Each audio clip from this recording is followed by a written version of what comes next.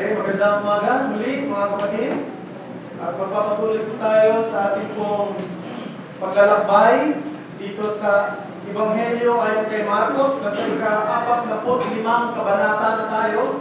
This is the 45th part of our long journey in the Gospel of Mark. Naranasan na po ba ninyo na maging masaya pagkatapos ng ilang saglit lang, nalungkot kayo? Naranasan na ba ninyo yan? Kung kayo nanood ng basketball kagabi, sa pagitan ng Croatia at ng Pilipinas, ng ating Gilas Pilipinas, siguro maiintindihan niyo ang sinabi ko.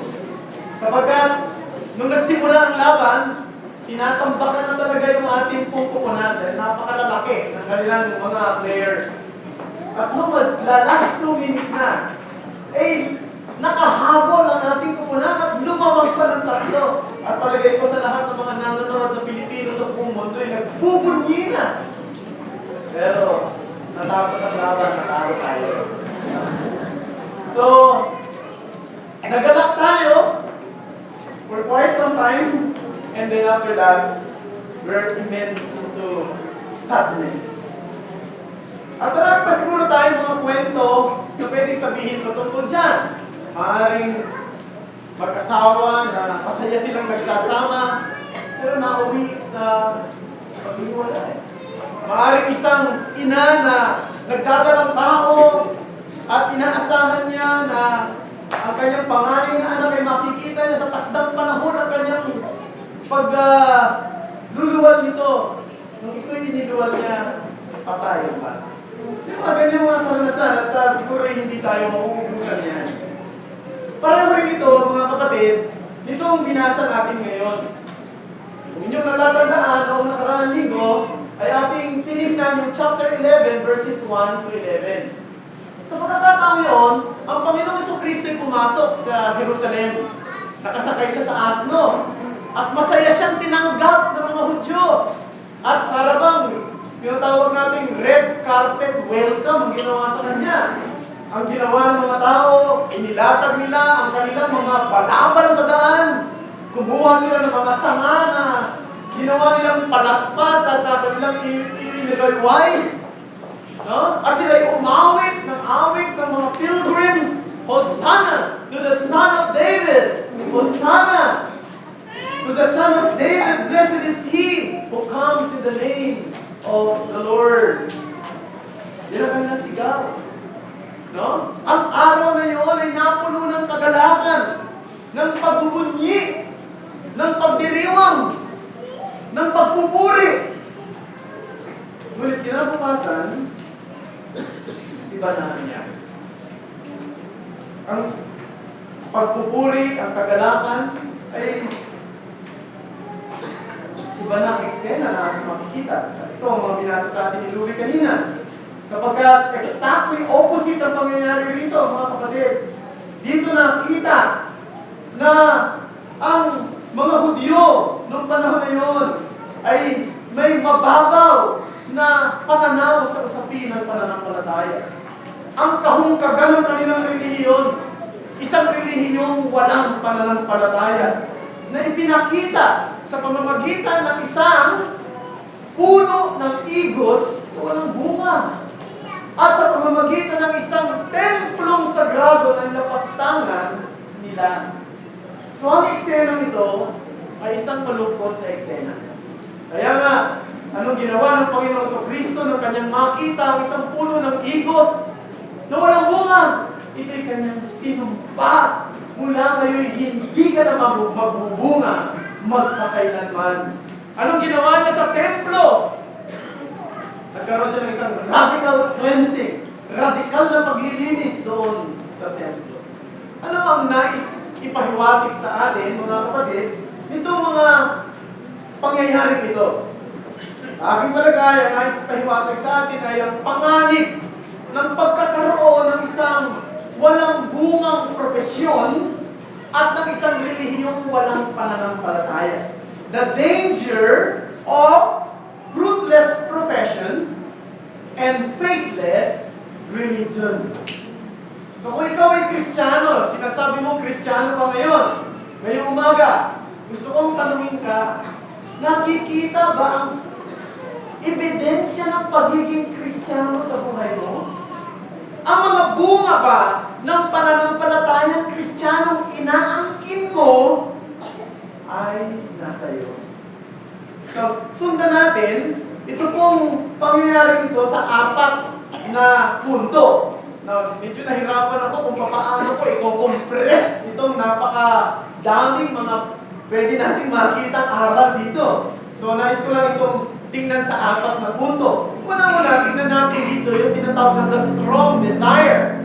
The strong desire. At pangalawa, titingnan din natin mamaya, the sad disappointment. Pangatlo, tingnan natin the sure destruction. And number 3, and number 4, the signs of discipleship. Okay? First, the strong desire. So it was Monday morning. So si Jesus Christ ay most probably pumasok sa Jerusalem ng linggo. At ngayon, nang siya patungo na ng templo, ito po ay Lunes na. No?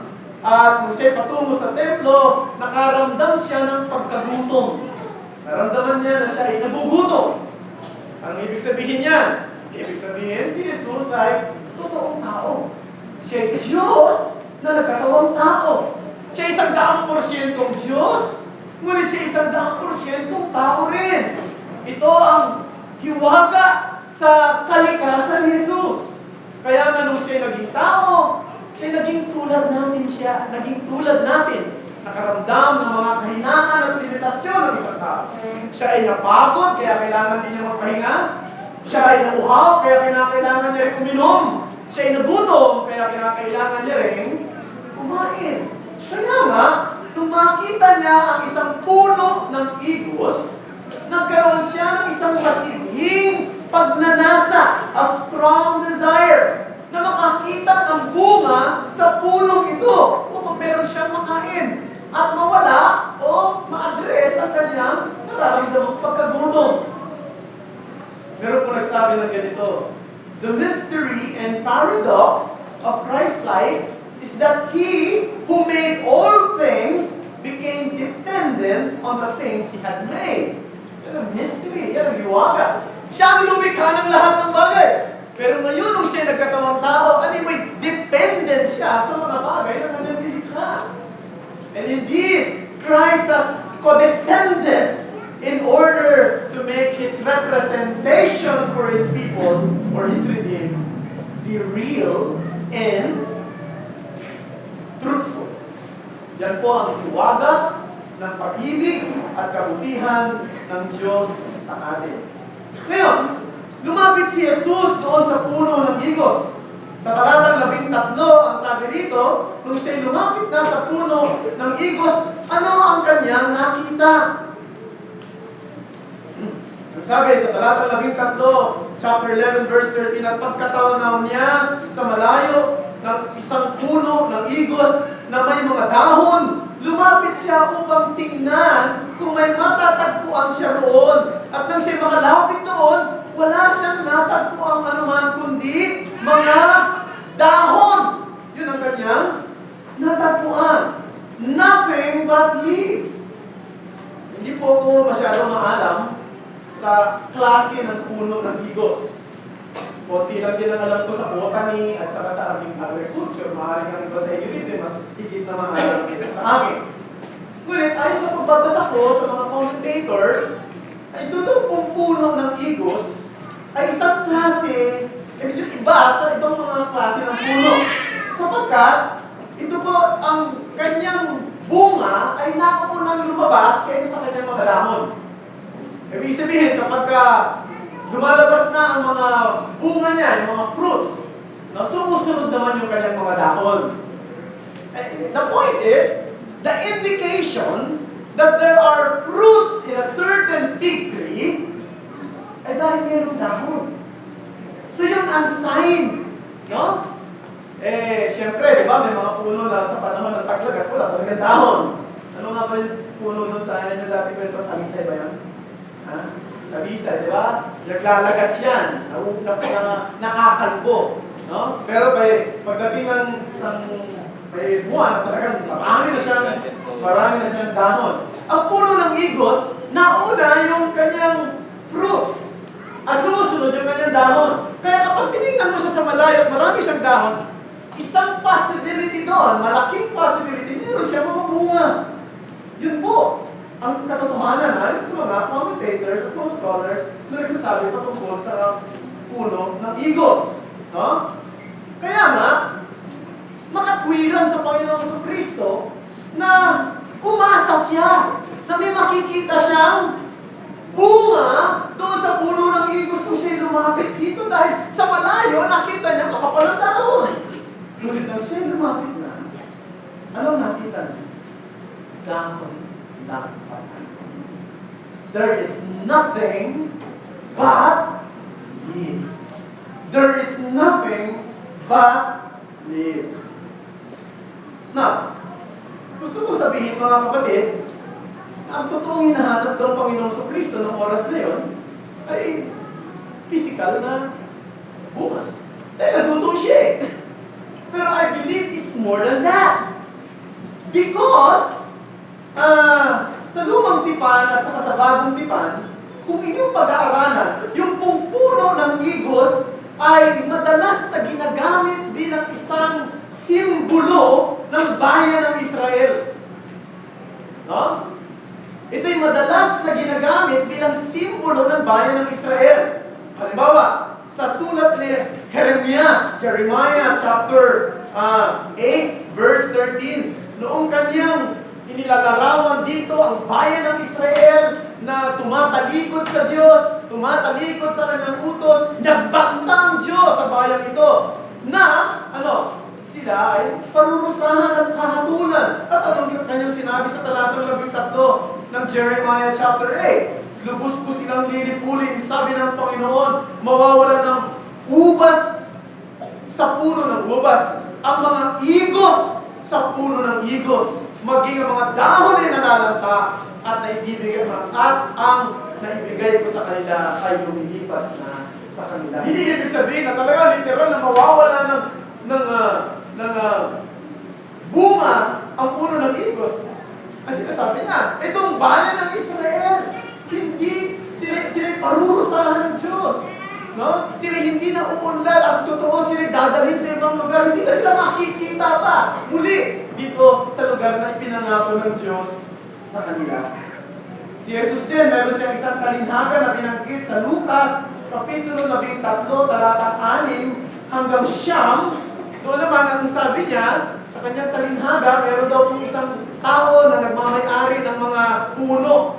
Isang puno ng igos ang kanyang pagmamayari. Ang sabi, 3 taon na siyang naghihintay ng bunga dito sa puno na yun. Pero wala talagang bunga. Kinausap niya yung kanyang vine dresser. Putulin na lang natin yan. Sabi ng vine dresser, mabuti pa po, magbigay muna tayo ng 1 taon. Hukayin natin ang paligid ng puno, linangin natin.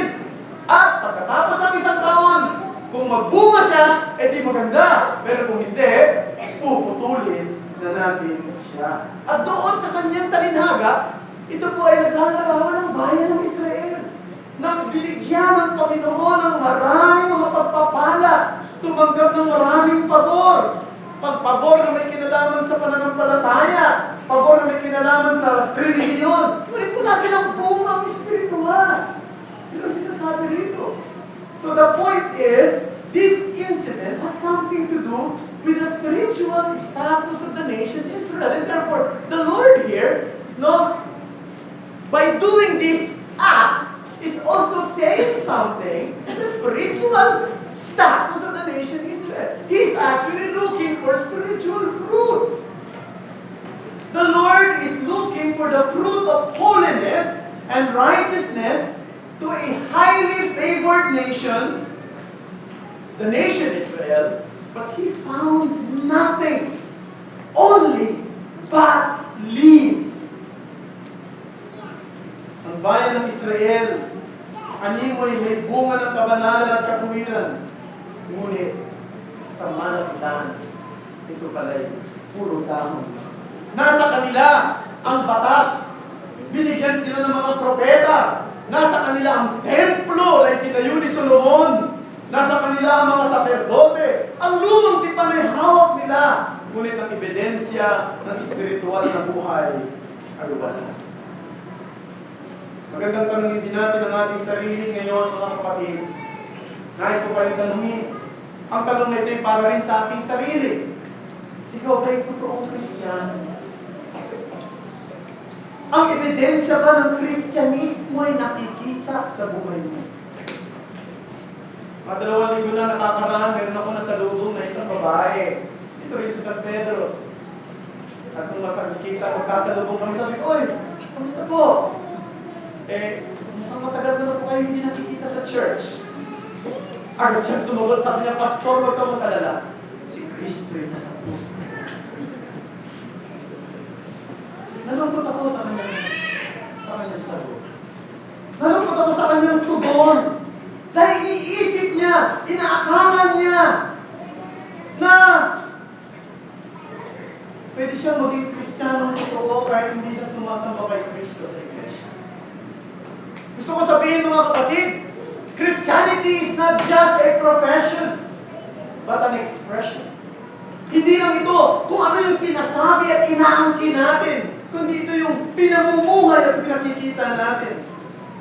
Ang Kristyanismo ay hindi lang titulo na ating pinanghahawakan, kundi estilo ng pamumuhay na ating isinasabuhay. Ang Kristyanismo ay hindi lamang pag-angkin na si Kristo ay nasa puso mo, kundi ang Kristyanismo ay isang matapat na pagsunod kay Kristo ng buong puso. That is what Christ is looking for. Yan ang masidhi niyang ninanasan ng makita sa bayan ng Israel. Yan ang gusto na rin makita sa mga nagsasabing siya ay tinubos. At siya ay mananampalataya. At siya ay Kristiyano. Na makita ang bunga sa iyo. Kung ang pagsamba para sa iyo ay isang pabigat, pahirap, huwag mo ang giling ikaw ay Kristiyano. Sapagkat sa isang tunay na Kristiyano, ang pagsamba ay isang natural na ebidensya. Ang paggawa ng mabuti ay isang natural na ebidensya. Ang kabanalan at katuwiran ay isang natural na ebidensya na totoong nangyari sa Diyos. Pangalawa, tingnan natin the sad disappointment. Such disappointment is not only evident nung makita ni Jesus ang isang puno ng igos na walang bunga, puro dahon lang. Kundi noong siya pumunta na sa templo, ano ang nakita ni Jesus doon sa templo? Nakita niya na ang templong sagrado. Isang templo na pinagpasyahan ng Diyos na bumaba ang kanyang espesyal na presensya upang katagpuin ang kanyang bayan sa tuwing sila'y sumasamba roon. Ay ano nangyari sa templo ito? Naging isang komersyo. Naging isang palengke. Naging lugar ng kalakalan. Di ba sabi rito ng Panginoong Jesucristo nung kanyang pagtataubin yung mga tawag dito, yung mga lamesa roon na kung saan doon ginagawa ang kanilang mga business transaction. Nung kanyang pagtataguyin yung mga hayop na naroon na maaaring yun ang ibinibenta nila. Ano sabi niya? Hindi ba? Ayon sa nasusulat, ang aking bahay ay bahay panalangin para sa lahat ng mga bansa. It was meant to be a house of prayer for all nations. In fact, yung pong sinabi ni Jesus na yan na isang quotation mula sa dalawang propeta sa Lumang Tipan, wala na tayong basahin, pero kung gusto nyo isulat yan at basahin yan, nasa Isaiah 56 verse 7 at nasa Jeremiah chapter 7 verse 11. At doon sinabi na ang templo, ang bahay ng Panginoon, ay bahay ng pananalingan para sa lahat ng bansa. Gusto ko ipaliwanag yan maya-maya ng konti kung anong ibig sabihin niya. Ganito po yan, mga kapatid. Yung pong templo, yung mismong templo na tinayo ni Solomon at tinatayo ng Diyos sa kanya, yung pong templo hindi pwedeng pasukin ito ng isang ordinaryong mga tao lang. In fact, alam nyo na, templo ay mayroong dalawang bahagi. Meron yung tinatawag na holy place, meron yung holy of holies. Yung holy of holies, yung pinapasok lamang yan ng mga high priest. At once a year lang pumapasok ang high priest dyan. Isang beses sa loob ng isang taon. Ha? At yung loob ng templo hindi pwedeng pasukin ng isang hentil, yung hindi Hudyo. Pero yung mga hentil, pwede silang pumunta sa tinatawag na courtyard. Bulwagan sa labas ng templo. Meron pong bulwagan doon. At yung bulwagan sa labas ng templo ay, sabi rito, bahay panalanginan para sa mga bansa, for all nations. In fact, yung pong courtyard na yan, ay pwede rin natin sabihin, court of the Gentiles. Ang ibig sabihin, hindi naman po talagang pinagbabawalan ng mga hentil na makalapit sa templo, kundi pwede silang pumunta doon lang sila sa tinatawag na courtyard. At doon, pwede silang manalangin. Doon, pwede silang lumapit. At ang purpose noon ay para sabihin sa mga tao, hindi lang sa Israel, kundi sa maraming tao na nakapaligid sa bayan ng Israel, na pwede kayong lumapit sa Diyos.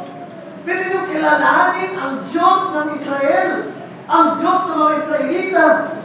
You can come, no? You can experience the love of Yahweh. No? The courtyard was meant to beckon the Gentile world to say, Mighty Yahweh bids you come and be welcome under His wings of refuge. There is a welcome for all. Noon pa man, inaanyayahan na ang mga hentil na lumapit sa Diyos ng mga Israelita na si Yahweh. Kaya nga nagkaling si Jesus. Nung makita niya na yung lugar na yun na pwedeng maging daan para ang mga hentil ay makalapit sa Diyos, makaunawa ng mga bagay na may kinalaman sa Diyos, ay naging lugar ng komersyo. Paano sila makakapag-pray doon kung naririnig nila yung mga katungal ng mga hayop? No? Hindi na. Ano sinabi ni Jesus sa kanila? Bakit natataot niya yung mga lamesa? Sapagkat ang nakita niya, hinaplangan ninyo ang layunin ng lugar na ito. Ang layunin ng lugar na ito ay para mga hentil ay lumapit kay Yahweh, para makilala nila si Yahweh. Hinaplangan ninyo ng paglalagay ninyo ng mga negosyo, ng mga kung ginawa ninyong komersyo. No? Pag sinasabi ninyo, imbis na sabihin ninyo sa mga hentil, lumapit kayo at maranasan ninyo ang kapayapaan ni Yahweh. Eh, sinasabi ninyo, lumapit kayo, meron tayo magaling na negosyo rito na pwede natin pagkakitaan. Networking. No? Ano nauuso ninyo? Yan. Ano sinabi ng Panginoong Kristo? Anong ginawa daw nila? Ito'y bahay panalanginan para sa mga bansa. Sa lahat ng bansa, pero anong ginawa nila? Ginawa nilang yungib ng mga magnanakaw. Den of thieves. Ano bang ginagawa ng mga magnanakaw noon? Iba ng parang ng mga magnanakaw ngayon. Ngayon, katara na talaga eh. No? Pero noon, ang ginagawa nila, pag sila ay nagnakaw, dalawang pwede nilang gawin. Nagtatago sila sa yungib at inaabangan nila yung kanilang nanakawan. Pag dumaan, siyempre, maso-surprise. Eh, di ba? Gusto na ngayon, kaya nalagyan ng mga fence dito, yung mga gate eh. Kasi yung mga may dalang motor, di ba? Biglang hagtakin yung bag mo, o yung cellphone mo, takbo na malayo. Sige na makahabol. Pero nasa yungib sila. Nagtatago sila doon. At pagka merong darating na biktima, bigla silang susunod at kukuhanin o ang gusto nila nakawin sa tao. O maaari rin naman na kapag nakaw na sila at pagka hinahabol sila ng mga tao na maaaring ninakawan nila, nagtatago sila sa yungib. Ano sinasabi niya Panginoon sa Kristo? Parang ganyan kayo. Ang mga saserdote sa templo at maging ang mga taong tagasunod nila ay nagtatago sa isang yungib. No? Tinatakpan nila ng kanilang magandang magarang damit ang tunay na ugali ng kanilang puso. Ang templong banal na nasa loob ay pantakip nila sa tunay na hungkag ng kanilang kalooban nila. They have a faithless religion. Sabi ni Apostle Paul, nasulat niya kay Timoteo, 2 Timothy chapter 3, verse 5, kung kanyang binabanggit doon yung mga hypocritical preacher, yung mga mangangaral daw, na mapagkunwari, ang sabi niya, ang kanyang description sa kanila ay having the form of godliness, but denying its power. Meron silang anyo ng kabanalan, pero tinatanggihan ang kapangyarihan ito. And it may well be that you are here this morning. You are regularly listening to the preaching of God's Word, yet you're still stranger in the faith. Mari ikaw ay narito, madalas kang nakapakikinig ng salita ng Diyos na ipinangangaral sa mundo ito, ngunit hanggang ngayon ay estranghero ka pa sa pananampalataya. Maring ikaw ay nasa isang iglesia Christian, ngunit ang tanong ay, anak ka na ba talaga ng Diyos? Maring you profess the name of Christ, but you don't possess the reality of God's gracious salvation in Christ. Alam niyo po, ang isa sa pinakaseryoso, sa akin lang palagay, at pinakanakakakilabot na mga salitang binanggit sa Bible, marami yan, pero yung isa dyan ay matatagpuan sa Sermon on the Mount. Matthew chapter 7, verses 21 to 23. Buksan natin mga kapatid. Matthew chapter 7, verses 21 to 23. Ito po sinasabi.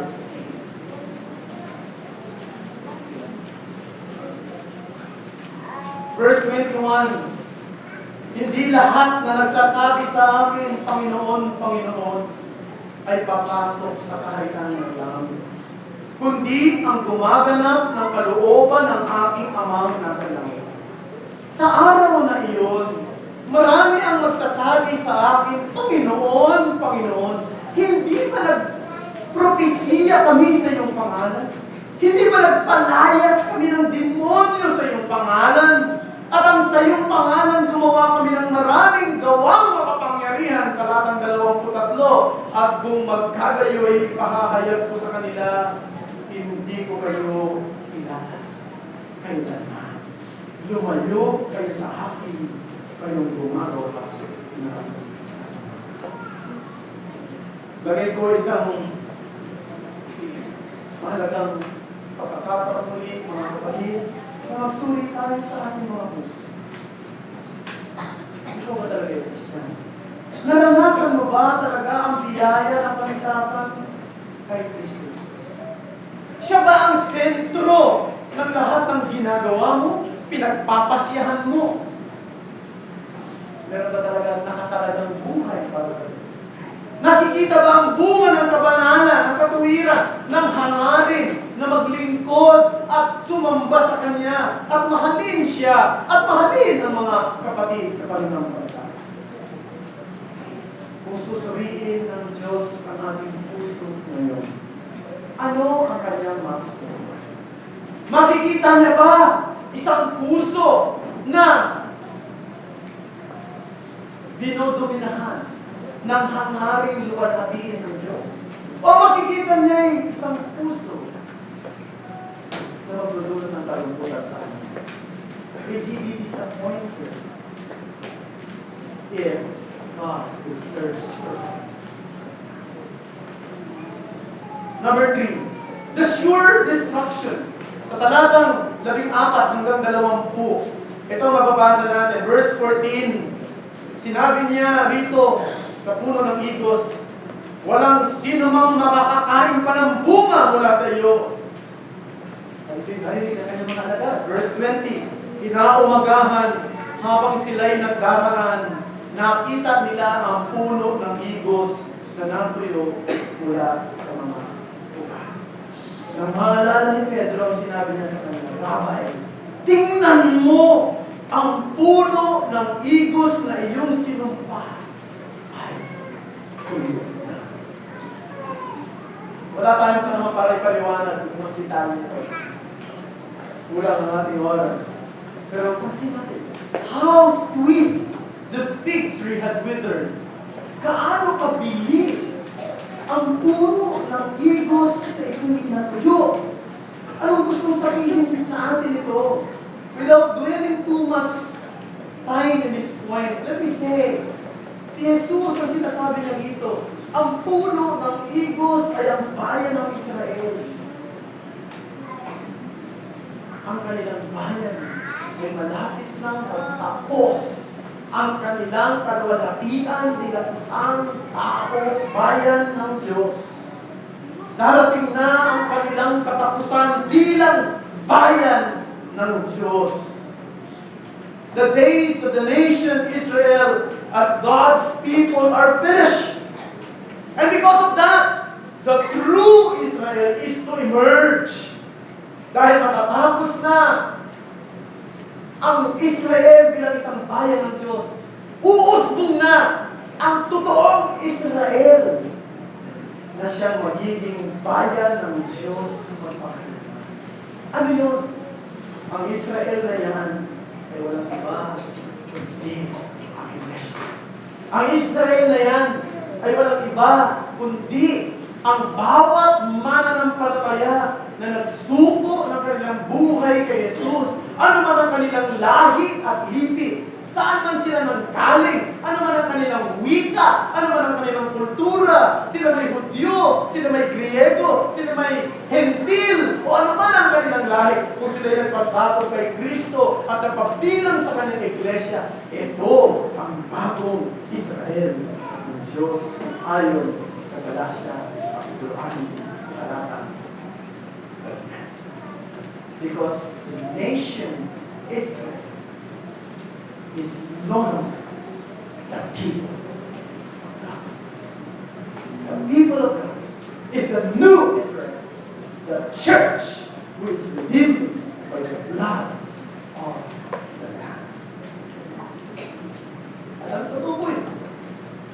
Ngayon, marami pa rin tumitingala sa Israel. Marami pa rin nagpapahalaga sa bayan ng Israel. No, hindi natin pwedeng alisin ang katotohanan ng bayan ng Israel ay isang makasaysayang bayan. At kung meron ako isang pangarap na lugar na maaari kong na gusto kong mapuntahan yung Israel. Because this is a very historical nation. But this is no longer the people of God. The Israel today is no longer the Holy Land. There is no Holy Land anymore. But there is a holy people, the church, the redeemed, those who were bought by the Lamb, by the blood of the Lamb. Number 4 and the last, the signs of discipleship. Now, verses 22 to 26, in-enumerate dito ang mga mahalaga, hindi exhaustive, na mga tanda ng isang totoong alagad. Yung sabihin ni Pedro, yung nakita niya doon sa puno ng igos, na ito'y natuyo mula doon sa kanyang ugat at hindi na ito nagbunga. Sinabi ng Panginoong Kristo sa talatang 22, sumagot si Jesus, magkaroon kayo ng pananampalataya sa Diyos. Faith in God. Faith in God in response to Peter's words is one of the signs of true discipleship. Ang pananampalataya sa Diyos, sa Kanyang salita, at kay Kristo Jesus ay isang esensyal na katangian ng isang totoong alagad. Marami pa sinasabi ng Panginoon Kristo kay Pedro sa kanyang mga alagad. Marami pa kayong masasaksihan na ikagugulat ninyo sa araw na darating. Ano ang mangyayari sa araw na darating? Lunes yun. No? Huwebes na gabi, si Jesus ay tutungo na ng Gethsemane. Diba? Kinabukasan, siya ay papako sa krus at mamamatay. Ano mangyayari sa mga susunod na araw?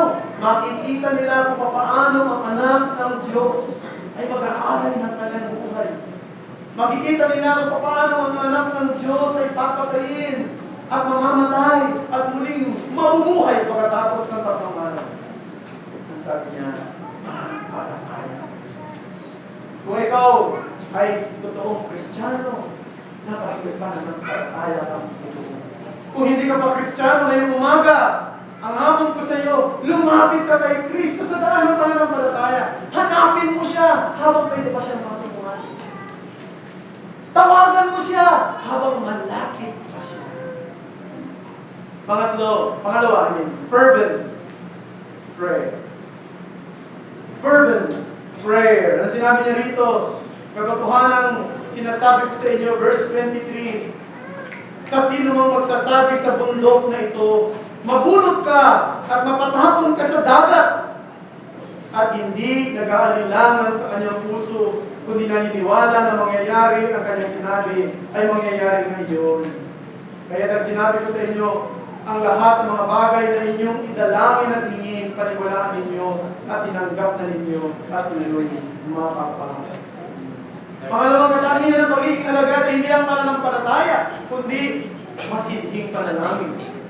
Now, yung pong temple's courtyard, as I said kanina, isang lugar na dapat pinupuntahan ng mga hintil at doon sila pwede magsama-sama para manalangin sa Diyos na si Yahweh. No? Pero paano sila makakapanalangin doon kung ito isang komersyo na? Paano ka makakapanalangin kung maingay? At puro atuban ng mga hayop at mga tunog ng mga bariya yung maririnig. Siguro nakapunta na, madalas mo kayo nagpupunta ng palengke, lalo na doon sa, di ba? Doon sa loob ng mga bilihan ng isda.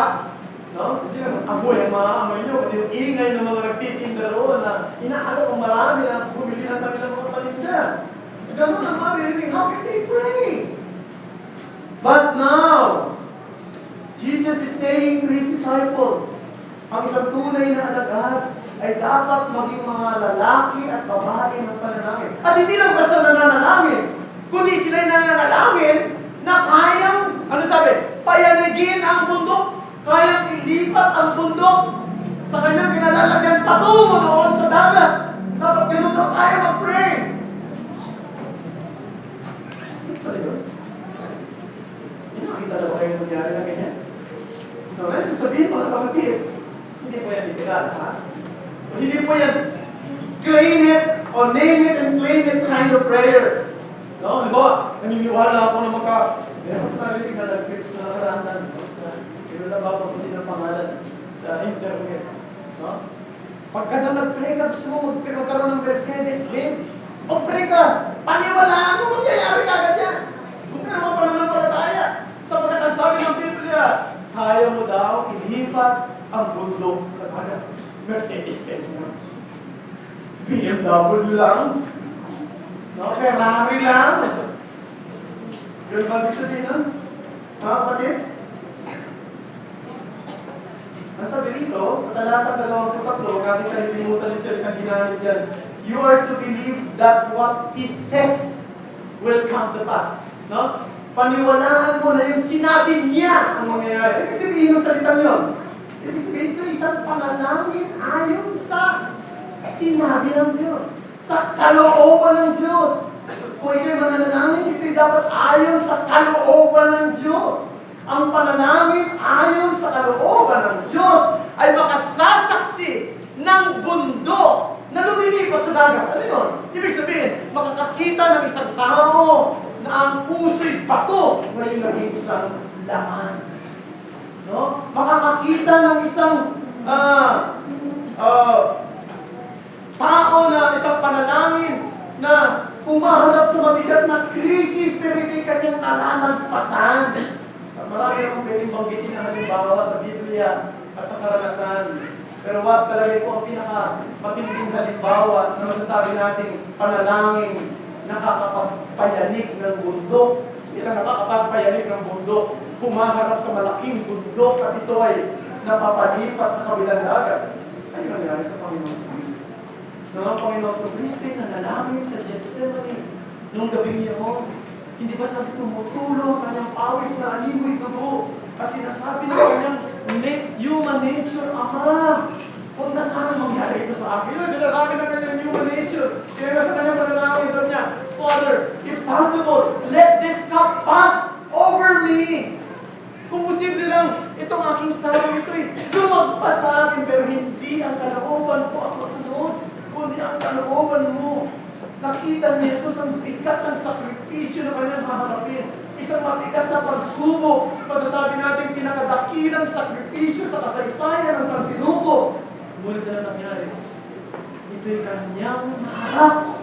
He was able to climb that mountain of pain and grief and injustice Kanyang naharap at nalagpasan ang bundok ng pasakit, bundok ng kapighatian, at bundok ng kawalang hustisya. Dahil yan siya itutulungan ng Diyos sa kanya. Yun po, meron ba kayong paniwala na pwedeng gawin yan natin bilang Kristiyano sa ating pananalangin? Meron ba kayong pagtitiwala sa magagawa ng Diyos? Kung kayo, dapat nananalangin kayo. Kung meron kayong panahon na wala naman kayong hindi kayo biktima ng inyong mga oras, dapat kasama kayo sa puso. Pangatlo at panghuli, forgiveness. Faith in God, fervent prayer, and forgiveness. Verse 25, kaya kapag kayo nakatayo at nananalangin, magpatawad kayo. Kung meron kayong anumang laban sa kanino man upang patawarin kayo ng sa inyong mga kasalanan ng inyong amang nasa langit. Ngunit kung hindi kayo magpapatawad, hindi rin kayo patatawarin ng sa inyong mga kasalanan ng inyong amang. Ito po isa napakahalagang bunga ng isang totoong Kristiyano. Yung bunga ng pagpapatawad. Bakit sinasabi ito ni Jesus? Sapagkat napakahalaga ito sa isang totoong nagsasabing mananampalataya. Ang totoong mananampalataya, pinatawad siya ng Diyos sa kanyang kasalanan. Kaya kung siya mananampalataya, marunong din siya magpatawad sa mga nakakagawa ng kasalanan sa kanya. Ano man, kasalanan na yan. Hindi siya dapat nag-aalaga ng kainitan sa puso. Hindi siya dapat unwilling to forgive. No? Kung tayo po, hindi marunong magpatawad, nag-aalaga lagi tayo ng mga kakaintan dito sa puso natin, laban sa mga taong maaaring humihingi na rin ng tawad sa atin at nagbabago na rin ang kanilang buhay. Wala, nagpagkakaiba sa mga timana ng palataya. No? Nagpagkakaiba mo sa kanila kung ikaw ay hindi mapagpatawad, kung ikaw ay nagtatanim ng galit, kung ikaw mapag-isip ng masama sa kapwa. Hindi ba tayo mga Kristiyano, dapat mahal natin ang ating kapwa Kristiyano? Ang tagumpay ng isa, tagumpay natin lahat. Kung magaling ang isa, hindi tayo naiinggit sa kanya. No? Ako'y natutuwa na marami tayong mga kabataan dito na magagaling na magsalita. At sa tingin ko'y mahuhusay sila. At ako'y nakadala. Kahit na sila maging mas magaling pa sila sa akin. Sapagkat ang tagumpay nila, tagumpay ko. Ang paghihirap ng isang paghihirap ko. Ang kagalakan ng iba'y kagalakan ko. Isang tayo mga Kristiyano. Isang dugo ang tumubo sa akin. Di ba? Eh sana hindi tayo naiinggit. O iba, nagtatagumpay, nagagalit ka. Mas magaling mag-preach. No? Naiinggit ka, naiinis ka. Mas magaling magturo. Mas magaling mag-lead. Mas magaling magplano. Mas magaling magluto. Naiinis ka. Gusto ba ikaw lang magaling? Mga kapatid, hindi dapat ganun. Tayo dapat ay tumitingin na ang bawat isa sa atin ay pinagpala ng Diyos. Pinagpala. Maaaring may binigyan ng Panginoon ng higit na pagpapala isa. Matutuwa tayo. No? Yung isa ay gumanda ang patakbo ng kanyang buhay. Padalag tayo. Bumagsak ang kanyang buhay. Malungkot tayo. Hindi tayo matuwa. Yan nga kasi nasabi ko sa'yo. Sige, dadapa ka na. Ano ba tayo? Hindi lang sa gaya ng isang Kristo. Signs of discipleship, faith in God, early prayer, and forgiveness. Forgiveness means loving your neighbor. Loving your brethren.